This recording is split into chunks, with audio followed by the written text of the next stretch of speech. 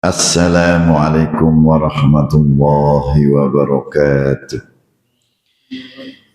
Bismillahirrahmanirrahim. Alhamdulillahi rabbil alamin. Wassalatu wassalamu ala ashrafil anbiya'i wal mursalin. Sayyidina Muhammadin wa ala alihi wa sahbihi ajma'in. Rabbi israh li sadri wa yassir li amri wahlul 'uqdatam min lisani yafqahu qawli. Subhanaka la ilma lana illa ma 'allamtana innaka antal alimul hakim. Wala haula wala quwwata illa billahil azim. Rabbi yassir wa la tu'assir wa tammim bil khair. Saya hormati Tuan Imam, Tuan Bilal, tuan-tuan haji, tuan-tuan para jamaah yang saya hormati sekalian.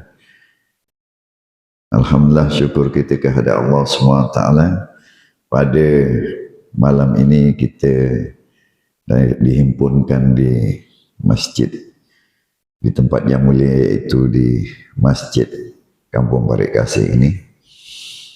Sebagaimana bulan yang lalu, dan pada malam ini giliran saya untuk kita bertazkirah. Mudah-mudahan sedikit tazkirah pada malam ini yang saya akan sampaikan, ianya akan memberi manfaat untuk kita. Sebelum itu, marilah kita sama-sama baca Ummul Kitab. Mudah-mudahan majlis ilmu kita sentiasa dalam keredaan dan rahmat Allah SWT. Al-Fatihah. A'udzubillahi minasyaitonirrajim. Bismillahirrahmanirrahim. Alhamdulillahi rabbil alamin. Ar-Rahmanirrahim. Maliki yaumiddin. Iyyaka na'budu wa iyyaka nasta'in. Ihdinas siratal mustaqim. Siratal ladzina an'amta 'alaihim ghairil maghdubi 'alaihim waladdallin. Amin. Tuan-tuan yang dirahmati Allah sekalian, kalau bulan lepas kita membicarakan berkenaan dengan hijrah Rasulullah SAW. Dan pada malam ini kita masih ada lagi sikit baki daripada bulan Muharram itu, walaupun kita tidak membahaskan tentang hijrah Rasulullah, walau bagaimanapun masih lagi berkait dengan hijrah Rasulullah SAW. Ada lagi sedikit, kerana pada bulan lepas Rasulullah SAW berhijrah daripada kota Mekah ke Madinah. Lepas tu apa yang berlaku di Madinah?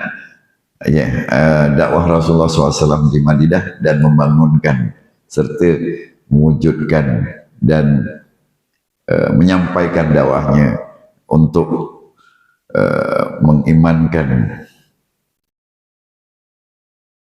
umat-umat Islam, umat-umat yang berada di Madinah, dan seterusnya hinggalah ke usia Nabi Muhammad pada ketika itu 62 tahun, dan lama sudah Rasulullah SAW berada di Madinah. Dan pada ketika itulah Rasulullah SAW terlalu rindu dengan kota Makkah. Macam kita ni dah sampai ke Mekah, lepas tu dah balik. Bila bertahun-tahun berada di Malaysia, kita masih terbayang lagi ketika kita berada di Mekah, di Madinah kan.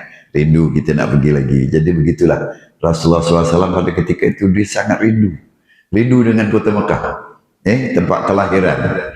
Itu yang dalam bahasa peribahasa tempat jatuh lagi tenggelam, ini lagi tempat kelahiran. Jadi Nabi Muhammad sangat rindu. Dan bila terlalu rindu, maka Nabi Muhammad pun pergi ke Mekah untuk mengerjakan haji. Mengerjakan haji, waktu itu yang disebut sebagai haji wada, haji penghabisan. Diringkaskan cerita pada ketika Nabi Muhammad SAW berada di Arafah, Nabi pun bersabda,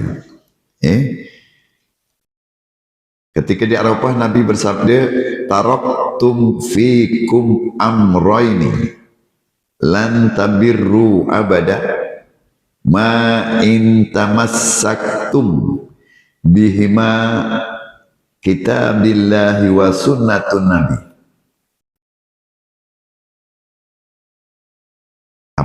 Apa artinya? Artinya aku tidak tinggalkan kepada kamu harta benda dan kemewahan, anak penak dan sebagainya, tetapi yang aku tinggalkan adalah Al-Quran dan sunnahku. Jika sesiapa yang berpegang kepada Al-Quran dan sunnahku, dia tidak akan sesat selama-lamanya. Ini adalah hadis Rasulullah SAW ketika Rasulullah SAW berada di kota Mekah. Tidak ada yang ditinggalkan untuk kita. Tidak ada harta, tidak ada anak penak, keturunan dan kemewahan yang ditinggalkan kepada umat Nabi Muhammad SAW. Kecuali dua, yaitu Al-Quran dan sunnahnya. Al-Quran dan sunnahnya. Jadi Al-Quran tuan-tuan faham, tuan-tuan dah tahu, tuan-tuan dah baca, tuan-tuan dah melaksanakan pun pembacaan tersebut. InsyaAllah akan berterusan membaca Al-Quran. Kerana Al-Quran itu selain daripada ianya mukjizat Rasulullah SAW, yaitu kalamullah. Segala perintah Allah Ta'ala menurunkan wahyu kepada Nabi Muhammad, yaitu melalui Al-Quran itulah yang disampaikan kepada Nabi Muhammad yang dibawa oleh Jibril.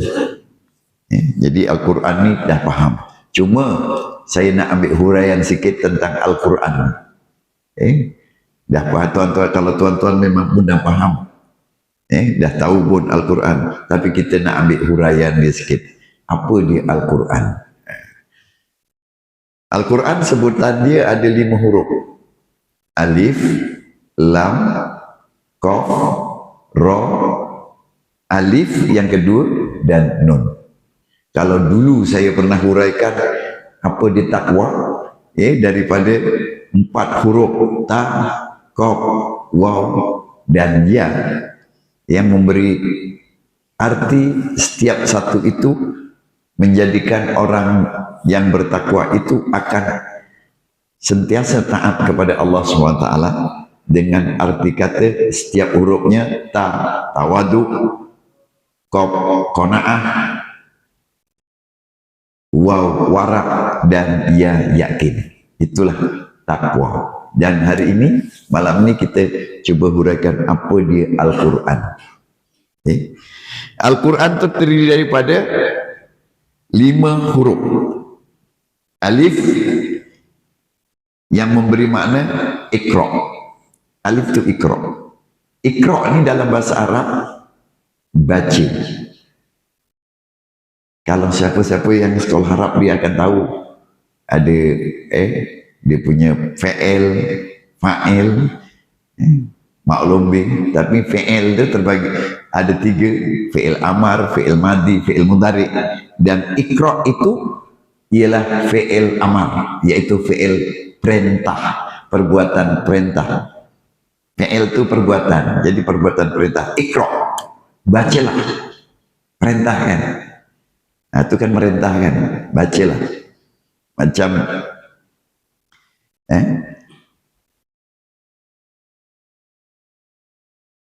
fi'il madi, mula-mula fi'il madi, perbuatan yang telah berlaku. Fi'il mudhari, fi'il perbuatan yang sedang berlaku. Dan fi'il amar ialah fi'il perintah. Jadi Iqra, Allah Ta'ala menunjukkan kita supaya membaca. Nah, kita disuruh membaca Al-Quran, baca. Setiap hari kita kena baca. Tak banyak sikit. Kerana membaca Al-Quran itu adalah satu kekuatan kepada diri seseorang, diri kita. Sebab itu kita disuruh membaca. Kerana Al-Quran itu adalah mukjizat. Tidak seperti kitab-kitab yang lain daripada Al-Quran. Contohnya kitab yang telah diturunkan oleh Allah Ta'ala. Kitab Zabur, kitab Taurat, kitab Injil. Walaupun kita tak pernah jumpa, tetapi walaupun kita tak pernah jumpa kitab-kitab tersebut, wajib kita percaya. Dan kitab-kitab tersebut telah termasuk. Kita tak pernah jumpa pun. Kitab Injil, kitab Taurat, kitab Zabur tak pernah jumpa. Yang kita jumpa sekarang ialah kitab Al-Quran. Dan kitab Al-Quran itu semenjak daripada diturunkan oleh Nabi Muhammad, diturunkan kepada Nabi Muhammad SAW, sehingga sekarang dan insya Allah sehingga hari kiamat akan kekal. Al-Quran tetap ada. Jadi kita disuruh membaca. Sebab membaca itu di dalamnya banyak. Al-Quran itu mempunyai hukum, mempunyai petunjuk, nasihat, dan ilmu pelajaran yang ada dalam Al-Quran. Dalam Al-Quran itu semua ada. Lengkap. Jadi selengkap-lengkap. Kitab yang diturunkan oleh Allah Ta'ala adalah Al-Quran. Sehingga kan tentang kemuliaan Al-Quran itu, sehingga kan kalau kita nak menyentuh, kita nak menyentuh, memegang, kita kena perlu ada air sembahyang. Maknanya suci, kitab suci Al-Quran. Jadi kita nak memegang pun kita kena bersuci dulu. Kalau kita tak bersuci, kita tak ada air sembahyang, kita memegang, dosa. Tu dia punya tingginya, mulia Al-Quran. Bukan seperti kitab-kitab yang lain. Kita bawa sambil kentut pun tak masalah. Tapi Al-Quran, jangankan kita kentut, kita pegang, kita menyentuh, tak ada air sembahyang, berdosa. Ini Al-Quran. Jadi alif itu ialah Iqra, maknanya baca. Lam, alif lam. Lam tu memberi arti lisan. Lisan tu lidah. Lidah tu bahasa Jawanya ilat. Ada tak bahasa lain ilat selain daripada ilat? Tak ada. Ilat lidah. Lisan tu ialah lidah. Lisan dan lam tu lisan. Lisan tu maksudnya lidah. Lidah tu untuk apa? Untuk kita bertutur. Bertutur. Tetapi pertuturan yang dikehendaki ialah pertuturan yang baik-baik. Menyebut perkataan yang baik-baik. Khususnya menyebut perkataan kalimah-kalimah Allah. Contohnya zikir. Zikir. Gunakanlah lidah kita untuk berzikir. Sentiasa kita melafazkan zikir dan melafazkan perkara-perkara yang baik-baik. Ini Quran. Apa ni? Lam. Lam. Dan huruf qaf pula. Qalbun salim. Qalbun salim. Qaf ni qalbun salim. Iaitu ketenangan jiwa. Jadi siapa-siapa yang baca Al-Quran itu dia dapat ketenangan, tenang jiwa. Jiwa ni tenang. Nak kita risau-risau, rungsing-rungsing, ataupun nak kita kadang-kadang bengi kita payah harap turu. Payah harap turu. Kancilan. Ada orang sebut kancilan. Kalau saya yang sebut gajahan. Kancilan ni payah nak tidur. Buka Al-Quran, baca. Nanti kita akan dapat ketenangan. Mudah aja, sekejap aja nanti ngantuk. Kalau kita, betul, kita kalau apa ni payah nak tidur, kita buka Al-Quran baca. Kejap aja. Kejap tidur, ngantuk. Itu tidur punya, tak tahulah dah kenapa agaknya ada sesuatu lah yang menarik supaya kita cepat tidur. Jadi gitu. Maknanya kita dapat ketenangan jiwa. Bacalah Al-Quran. Bila kita rasa risau, kita rasa hati kita tak tenang, baca Al-Quran. InsyaAllah kita akan jadi tenang. Hati kita tenang, hati kita dah tak risau. Baik. Alif lam qaf ra. Ra ni rahmatul lil alamin. Rahmatul lil alamin maknanya rahmat ke seluruh alam. Al-Quran ini memberi rahmat ke seluruh alam. Kerana Al-Quran ini digunakan oleh setiap orang Islam, dibaca oleh setiap orang Islam. Tak kiralah di mana Islam itu berada, di mana-mana setiap orang Islam. Kalau kita tengok di Madinah, di Mekah kan, orang kalau duduk-duduk macam ni dekat masjid tu, dia sentiasa dengan Al-Qurannya. Walaupun sekejap dia akan baca, walau sekejap dia akan baca. Jadi Al-Quran tu ialah benda-benda mukjizat, ada ketinggian yang menjadi dan ianya menjadi syafaat untuk kita di akhirat besok. Sampailah, kan saya selalu nyanyikan tu, jadi penawar hati. Al-Quran itu jadi salah satu penawar hati ataupun tombol hati, ubat hati. Al-Quran, Wali Songo dah mengajarkan kita, tombol hati 5 perkara, ubat hati ada 5 perkara. Yang pertama, baca Quran, baca Al-Quran. Nabi pun ada bersabda, antara orang-orang yang dirindui oleh surga ialah orang yang membaca Al-Quran. Itu. Kubur pun selalu menasihatkan kita. Jadi antara 3 kita combine-kan. Kata Wali Songo, sebagai tombol hati, ubat hati kalau kita baca Al-Quran. Hadis Nabi, orang yang baca Al-Quran adalah orang yang dirindui oleh surga. Bila dia nak masuk? Bila dia nak masuk?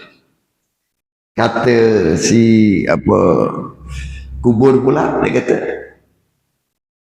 dia menasihati kita, aku adalah tempat yang paling gelap, sunyi. Aku adalah tempat yang paling sunyi. Tidak ada tempat yang lebih sunyi melainkan aku. Maka bacalah Al-Quran, ramaikanlah aku dengan bacaan Al-Quran. Jadi kalau kita baca Al-Quran, insya-Allah kita di perkuburan besok dikubur di alam barzah ramai kawan. Walaupun kita duduk sorang-sorang, tapi ramai kawan. Sebab yang datang itu adalah Al-Quran. Al-Quran itu akan menemani kita. Bacaan Al-Quran itu akan menemani kita. Itu. Jadi kita bacalah. Kerana Al-Quran itu memberi rahmat ke seluruh alam. Dengan sebab Al-Quran itulah yang mempunyai ilmu pengajaran dan macam-macam lagi. Baik. Alif yang kedua. Alif, lam, qaf, ra, alif. Alif yang kedua, ikhlas. Ikhlas ini selalu kita bincangkan. Ikhlas ini selalu kita bincangkan. Banyak perkara-perkara yang kita bincangkan tentang ikhlas. Nak melakukan sesuatu mestilah ikhlas. Jadi kita perlu ikhlas dalam apa jua perkara. Contohnya seperti perkara yang boleh merosakkan hati. Perkara yang boleh merosakkan hati, pertama sekali ialah ia belajar ilmu tetapi tidak mengamalkan ilmunya. Jadi orang yang belajar, dia ada ilmu tapi dia tak mengamalkan ilmunya, itu adalah perkara yang boleh merosakkan hati. Yang kedua, beramal tetapi tidak ikhlas. Ini pun perkara yang boleh merosakkan hati. Beramal, amal baik, amalnya bagus, beribadatnya bagus, rajin, tapi dia tak ikhlas. Ikhlas, sebab ikhlas ni kan kita dah bincangkan, ikhlas tu terlalu sukar untuk diterjemahkan ikhlas ni. Kadang-kadang mulut kita cakap ikhlas, tapi hati kita ada tersimpan sesuatu perkara. Baik, ikhlas ni. Jadi kita buat kerja biarlah ikhlas. Lepas tu nun.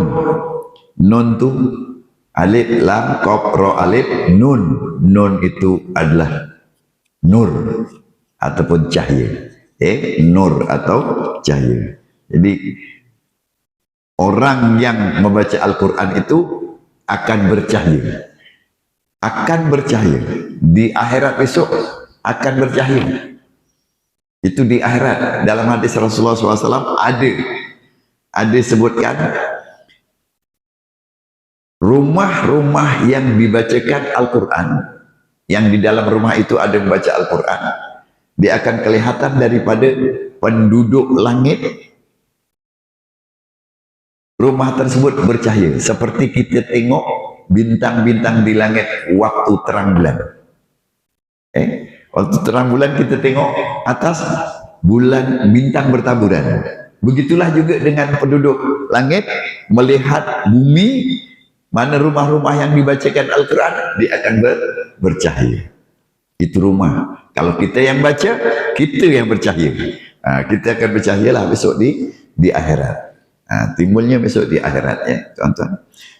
Jadi tuan-tuan yang dirahmati Allah sekalian, itulah Al-Quran, ya. Dia punya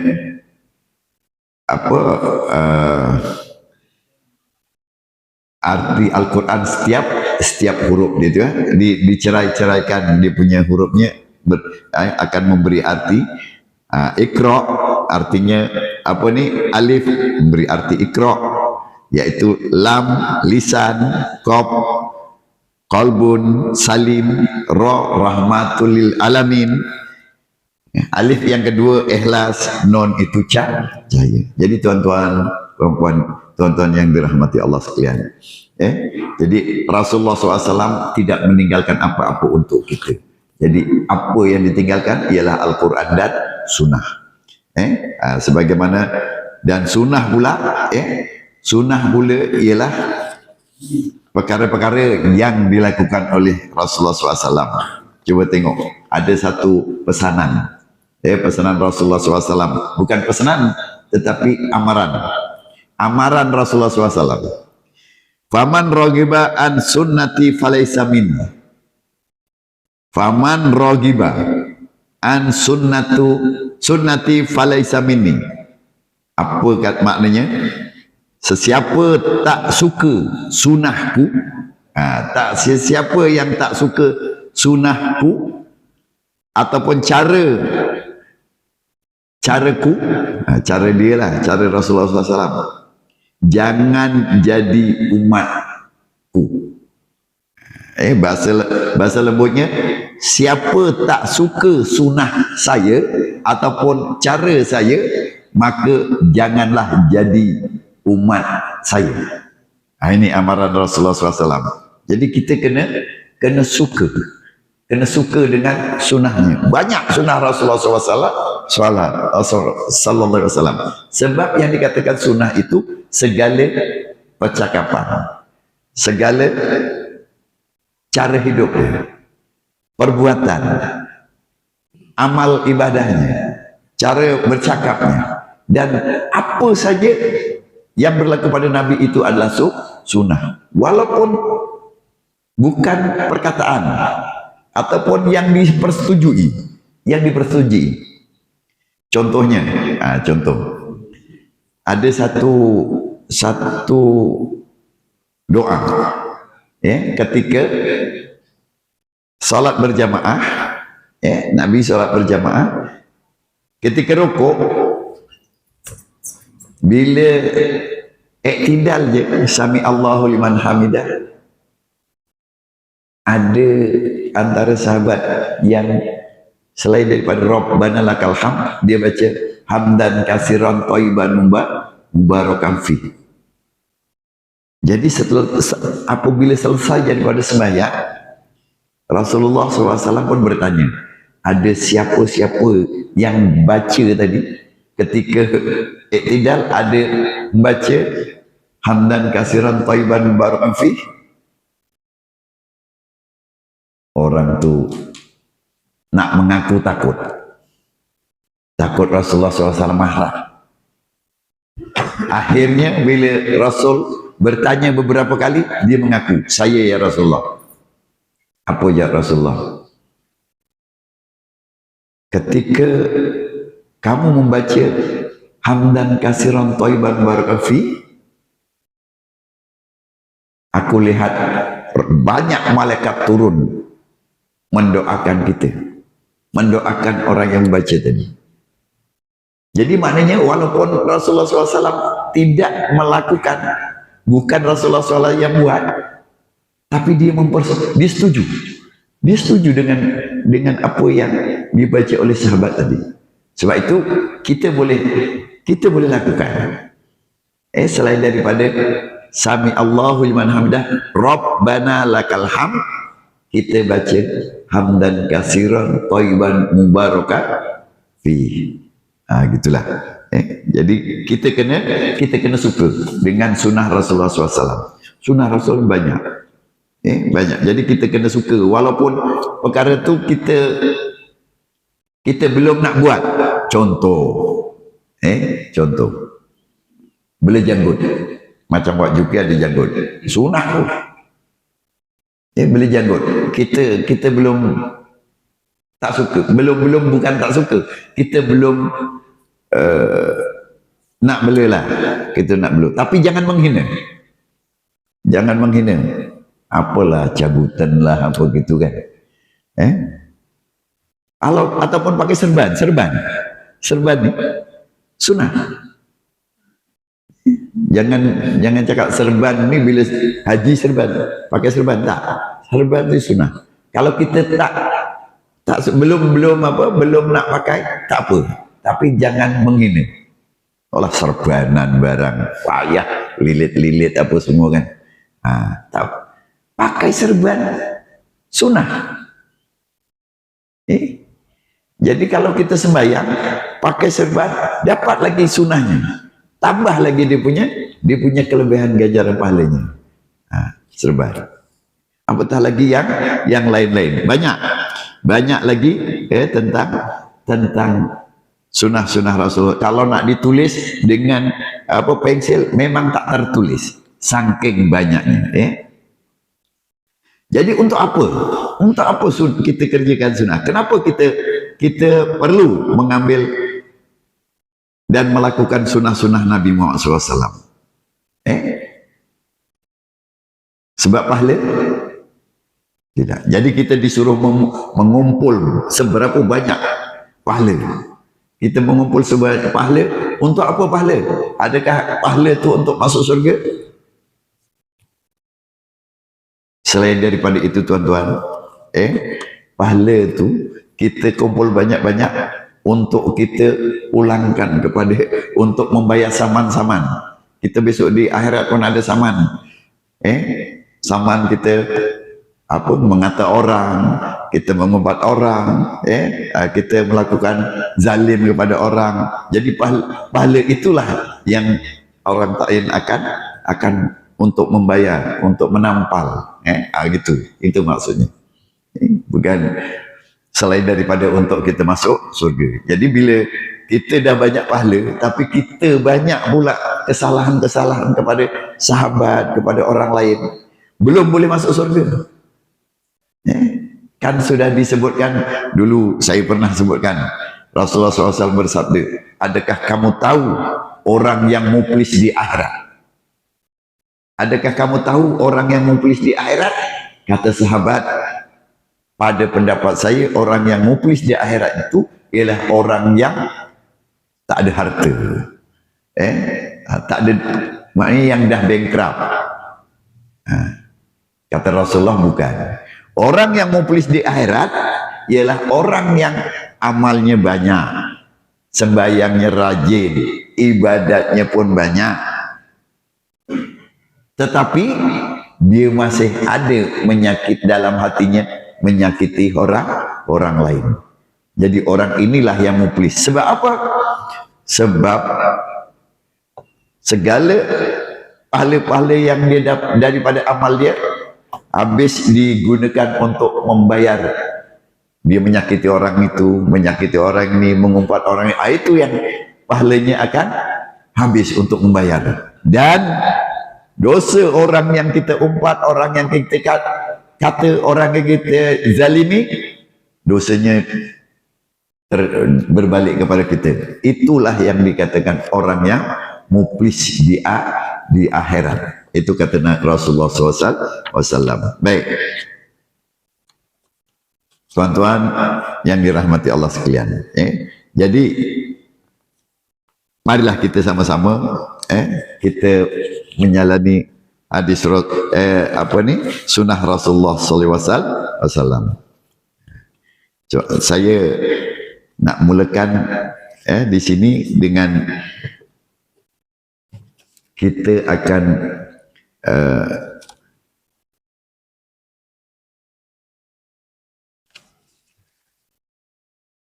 baca 100 sunnah yang hampir dilupakan.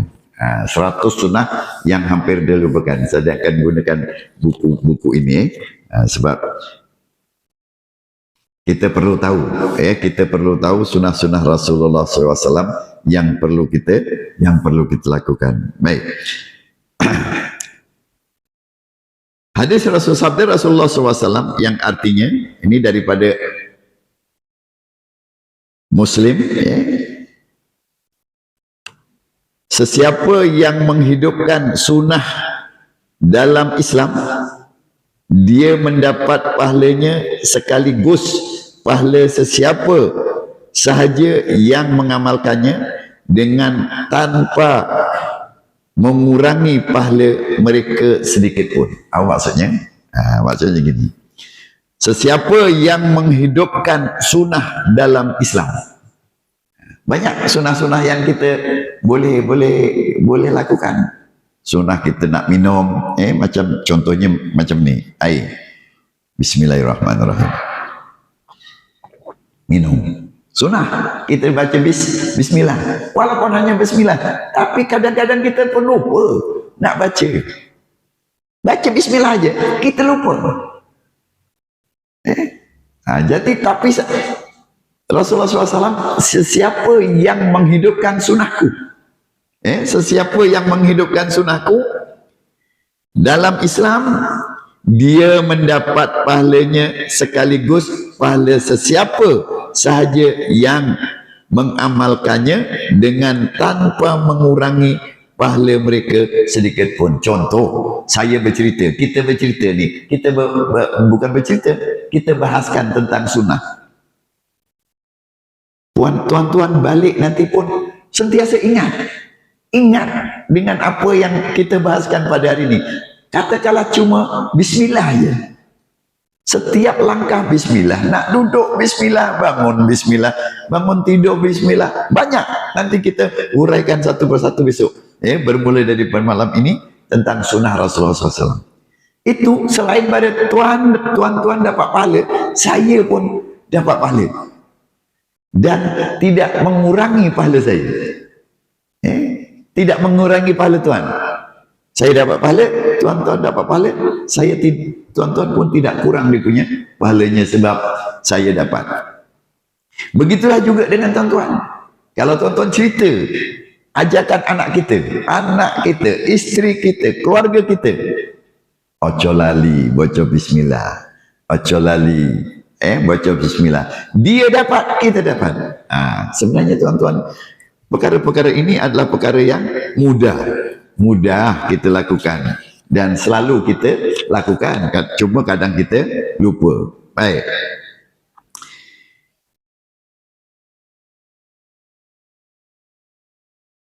Ibnu Majah meriwayatkan dalam As-Sunan hadis, Rasulullah SAW bersabda, sesiapa yang menghidupkan salah satu sunnahku lalu dikerjakan orang ramai, saya bercerita, kita bahaskan Kalaulah ada orang yang mengerjakan sunnahku, maka dia peroleh ganjaran mereka yang mengamalkan dengan tanpa mengurangi ganjaran mereka sedikit pun. Macam tadilah, dia punya cerita macam tadi.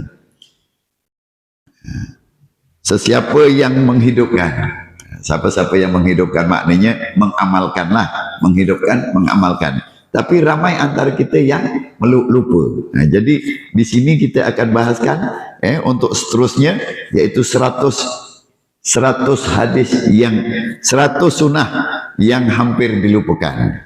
Belum dilupa sangat, tapi hampir dilupakan. Jadi sebelum dilupakan terus, kita ingatkan balik, kita hidupkan.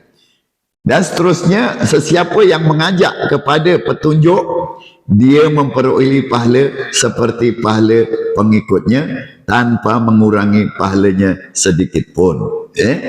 Jadi siapa-siapa yang menunjuk, mengajak, maka dia akan mendapat pahala sebagaimana orang yang mengerjakannya. Baik, dalam bab pertama ni bab yang ringan aja dulu. Tetapi kita jarang-jarang kadang-kadang tertinggal, kadang-kadang tak sangkalah benda tu adalah sunnahnya. Baik, apa kita ambil yang pertama, yaitu memasukkan air ke dalam hidung semasa berwudu. Cuba kita tanya dengan diri kita. Ketika kita ambil air sembahyang, selalu tak masukkan air dalam hidung. Paling tidak pun kita celupkan jari kita ke air, lepas tu kita masukkan dalam hidung. Kelalen. Ya, awak cuki kelalen. Ya basuh-basuh, tapi masukkan air dalam hidung. Lupa. Kadang kita tak terbuat. Tapi itu adalah sunnah. Daripada Lakit bin Sabrah, katanya Rasulullah SAW bersabda, yang artinya, ratakanlah wuduk kamu dan sela-selalah jari-jari jemari kamu dan berusahalah memasukkan air ke dalam hidung kecuali jika kamu berpuasa. Mungkin pandangan kita, alah, remeh, tertinggal. Memang jaranglah kita buat. Tapi itu adalah sunnah. Sebab kita nak ambil sabda Rasulullah SAW yang ketika dia bersabda di Arafah, siapa-siapa yang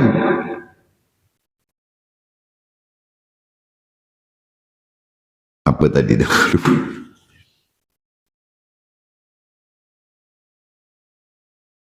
Barang siapa yang berpegang kepada dua perkara, yaitu Al-Quran dan Sunnah, maka dia tidak akan sesat selama-lamanya. Walaupun benda itu cuma memasukkan air dalam hidung, itu adalah sunnah. Sunnah Rasulullah. Jadi kita selepas ini kita ingat, kalau kita ambil air sembahyang, kita kena masukkan air dalam hidung, kecuali kita tengah berpuasa. Saurunge kita masuk ke air bisi pun kena. Waktu kita mana kita waktu kita ambil boleh. Tapi kita yang dimaksud kat sini nak entuk memasukkan air dalam hidung tu tinggi titis ke banyak ni telepon ke lepas kuti tak kena. Si maksudnya gitu. Sebab itu dilarang ketika berpuasa. Nak kita berpuasa kita dilarang sebab kita masuk ke dalam hidung takut nanti masuk dalam terus batal air sembahyang, batal puasanya. Jadi untuk ambil dia punya sunahnya sekurang-kurangnya kita jukuk tangan yang kita kenakan air tadi lepuk ke jero lubang hidung. Lepuk ke jero lubang hidung, gitulah. Ya kau yang ngono lah wak. Sak penake lah, tapi asalkan maksudnya memasukkan air dalam hidung itu sunnah. Sunnah. Kita ambil Kata apa sabda Rasulullah SAW, sopo sing berpegang dengan Al-Quran dan Sunnahku, maka dia tidak akan sesat selama-lamanya. Insya Allah kita jadi bukan orang yang sesat. Baik tuan-tuan yang dirahmati Allah sekalian, ada viral tuh. Kalau tuan-tuan dapat viral tersebut, dua suami istri yang masih muda, kalau tuan-tuan viral, dapat viralnya lah. Dia kata apa? Nabi Muhammad Tuhan, Tuhan itu Nabi Muhammad. Ada tak tuan-tuan dapat? Itu kan bahaya tu. Itu kalau tersebar, dia mempengaruhi anak-anak kita, bahaya. Itu dah lari akidah tu sebenarnya. Baiklah tuan-tuan, ini selingan aja. Saya bagi tahu saja. Kita teruskan dengan hadis yang pertama yang untuk malam ini, yaitu memasukkan air dalam hidung. Walaupun benda tu kecil, ataupun mungkin kita tak selalu buat lah. Tak selalu buat. Jadi kita bermula daripada malam ini, kita buat untuk esok dan seterusnya. Memasukkan air dalam hidung. Inilah tuan-tuan. Jadi insyaAllah bermula daripada bulan ini kita akan gunakan buku ini. Kita kuliah kita dengan menggunakan buku ini untuk mengetahui sunnah-sunnah Rasul, dan kita seterusnya akan semoga kita dapat mengamalkan. Jadi setakat inilah saja dulu untuk kita tazkirah kita pada malam ini. InsyaAllah kita akan sambung dengan sunnah-sunnah yang lain pada masa akan datang. Jadi kita tutup dengan tasbih kifarah dan surah Al-Asr. Bismillahirrahmanirrahim. Subhanakallahumma wa bihamdika asyhadu an la ilaha illa anta astaghfiruka wa atubu ilaik. Bismillahirrahmanirrahim. Wal 'asr innal insana lafi khusr illa alladhina amanu wa amilus solihat wa tawassaw bil haqqi wa tawassaw bis sabr. Wabillahi taufiq wal hidayah. Wassalamu alaikum warahmatullahi wabarakatuh.